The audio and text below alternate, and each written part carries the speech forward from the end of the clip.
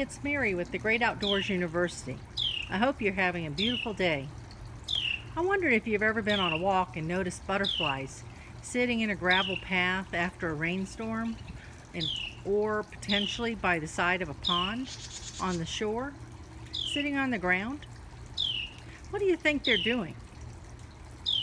Well, believe it or not, butterflies need to drink water and also get minerals.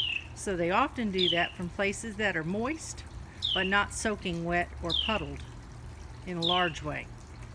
So what we're going to do today is create a butterfly puddler. All you'll need is a shallow dish, potentially a terracotta base to a pot, a rock, potentially a piece of rotten fruit, and most importantly, you need some sand and a couple of fistfuls of compost. So you fill the dish with the sand and the compost mixture, and then add some water to make sure that the sand is nice and moist, but not soaking wet to where there's a layer of water on top. You just want it moist. If you'd like, you can add a piece of rotting fruit on top. Now what you'll find is the butterflies will go to this little puddling area and they'll sit on the surface of that sand. And what they'll be doing is drinking and absorbing some of the minerals that they need to survive. Now the rock is optional.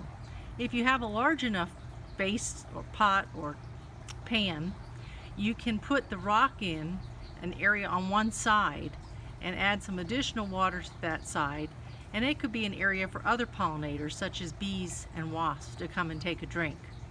They'll sit on the rock while they go and drink from the sip water from the edge.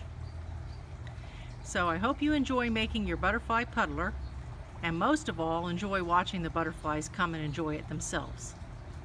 Have fun!